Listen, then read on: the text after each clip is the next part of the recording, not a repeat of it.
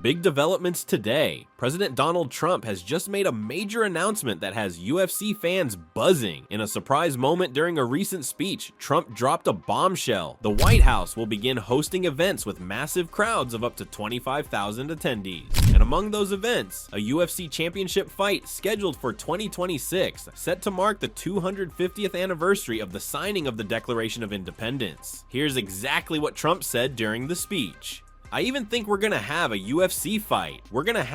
Does anybody watch UFC? The great day in the world. We're gonna have a UFC fight. Think of this on the grounds of the White House. We have a lot of land there. We're gonna build a little, Dana's gonna do it. Dana is great, one of a kind. Gonna have a UFC fight, championship fight, full fight, like 25,000 people. And we're gonna do that as part of 250. Also, we're gonna have some cred. Naturally, it didn't take long for Conor McGregor to jump into the spotlight. With the announcement going viral, Conor quickly threw his name into the conversation. Because of course he did. Conor McGregor caused a stir on the 4th of July by jumping on X to share this message. Happy 4th of July, USA. Excited with President Trump announcing a UFC fight event at the White House. I will be honored. Count me in. Shortly after, a fan asked Gronkowski whether this wild event might actually happen. That's when McGregor stepped in and made things even more interesting by leaking his private DMS with Dana White. In the messages, Conor sent Dana a voice note expressing his excitement about possibly fighting at the White House. Dana's brief response? I love it. Not stopping there, McGregor then posted an AI-generated image showing himself and Michael Chandler standing in front of the White House. His caption read, "The only place where disputes truly get settled, the White House. You already know." Michael Chandler, as expected, was all fired up about the idea, but it raises the big question, is McGregor actually planning a comeback? Or is this just another attention-grabbing moment? Another name that popped up was UFC fighter Terrence McKinney. He added fuel to the fire with his own tweet. Just heard Trump is gonna have UFC fights at the White House, and I'd love to KO someone on the grounds of America's capital in the name of independence. So now we ask, well, if this wild idea ever comes to life, who would you want to see headline a UFC card at the White House? Could we see Ilia Topuria and Islam Makhachev square off?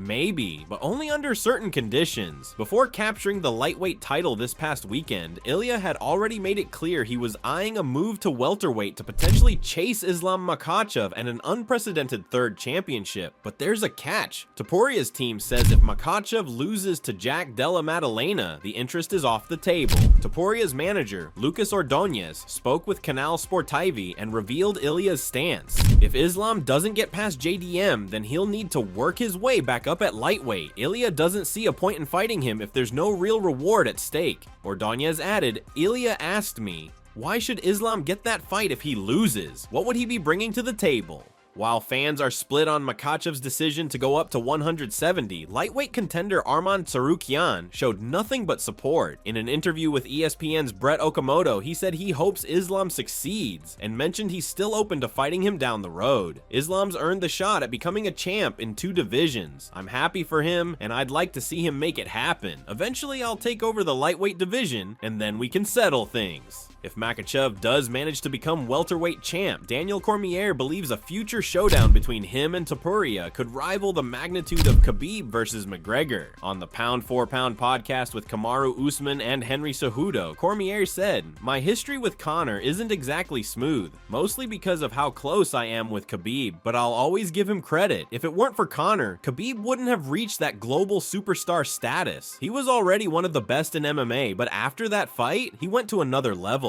Cormier continued, "I think we could see a similar dynamic with Ilia and Islam. Even if they don't get along, sometimes you need that rivalry to elevate both fighters. That's how you create moments that go beyond the sport. For now, we're still waiting to hear when Makhachev will officially compete at welterweight, and whether that win or loss will bring him back into Topuria's orbit." Just weeks out from what could be his final walk to the octagon, Dustin Poirier has revealed a painful truth about his last fight. In a candid interview with Megan O'Leary for ESPN, the former interim champ shared that he entered his UFC 302 showdown with Islam Makhachev already injured, fighting with 2 broken ribs. According to Poirier, the injury happened in training shortly before fight week. Longtime teammate Mateusz Gamrot accidentally injured him during a grappling exchange. Despite his wife and his coach Mike Brown both urging him to withdraw, Poirier made the tough decision to go through with it. My ribs were already broken going into that one. I knew the fight was going to be heavy on the wrestling, but I couldn't bring myself to back out. Gamrot didn't mean to hurt me. It just happened during an armbar. I twisted a certain way to escape and suddenly my ribs popped. Despite the intense pain and physical disadvantage, Poirier pushed forward, a decision that only added to his legend. Now, with his trilogy bout against Max Holloway right around the corner, Poirier is trying to soak in every moment. This is it, the last time I'll ever experience the nerves on fight morning, the walk to the cage, the roar of the crowd, he said.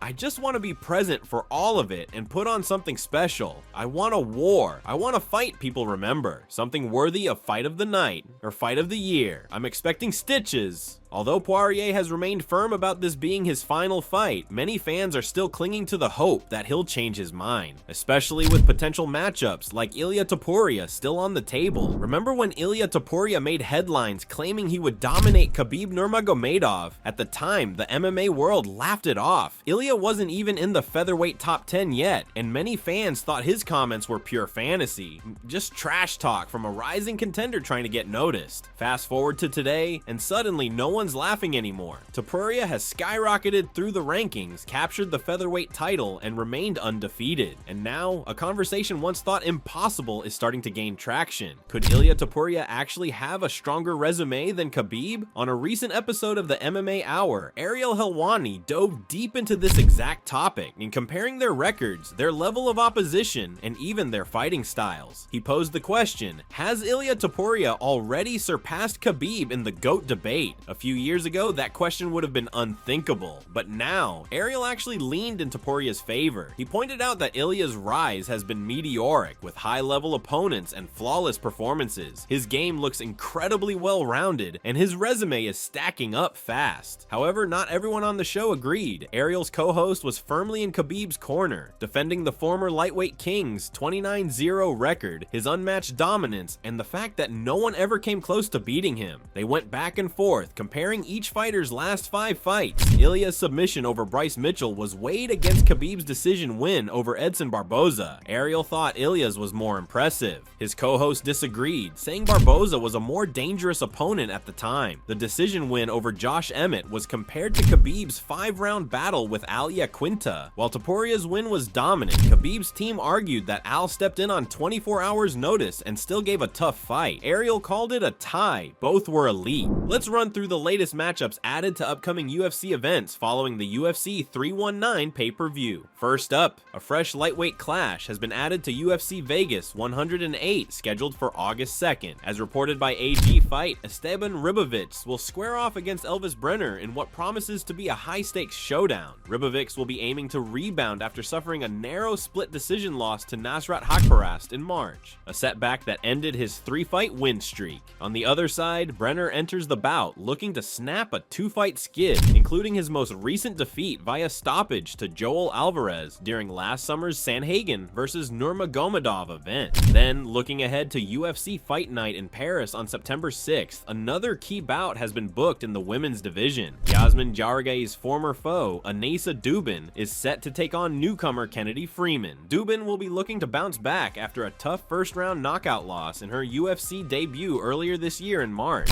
Freeman, meanwhile, makes her first walk to the octagon with an undefeated professional record and the chance to make a big statement in her debut on European soil.